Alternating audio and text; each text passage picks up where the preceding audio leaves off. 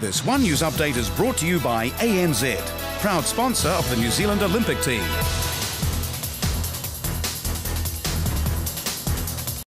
In just under 2 hours, the Prime Minister will hold a crunch meeting with the Maori Party over water ownership. And already John Key's ruled out apologising for suggesting the government could ignore Waitangi Tribunal findings on water rights. For the very latest, let's go to political editor Corin Dan. Corin, evening. Good evening, Simon. Yes, both John Key and the Maori Party tonight were both downplaying the likelihood of any great big bust-up after tonight's meeting. But the Maori Party did point out there's still a long way to go in this water rights process.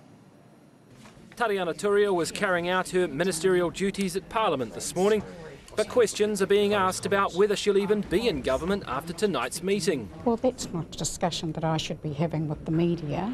Labour's adding fuel to the fire, with one of its Maori MPs likening the government's partial asset sales to a confiscation. Farmers wouldn't like it if they took away the water right and parts of their farm and that. I think Parekura Horomia should have thought about all that when he was participating in the confiscation of the foreshore and seabed and did nothing about it.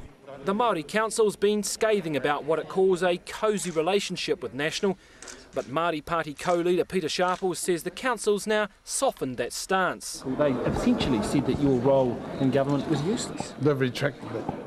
However, if the Maori Party's hoping for a back down from the Prime Minister tonight, it might want to think again. No, we won't be apologising. I mean, that's a statement of the government's position, as it has been with other governments. But look, I'm looking forward to the meeting tonight. I think it'll be constructive. Last week, the Maori Party was furious and wouldn't rule out leaving the coalition over John Key's comment that the government could ignore any Waitangi Tribunal finding. Today, it's a different story. The media suggested that it could be a deal breaker and kept asking us whether we would walk. We haven't actually said that at all, and there's a long way to go in the process. So, what are they hoping for tonight? So would you like an apology? That's what we'll be discussing tonight. Would you like one, though? Yeah, would you like one? Laughing now, but will they be laughing after talks tonight? All right then, what sort of outcome are you anticipating tonight, Corin? Well, obviously, it seems unlikely, given those sorts of comments, that the Maori Party are going to walk away, and also unlikely that they're going to get that apology, which they probably want to.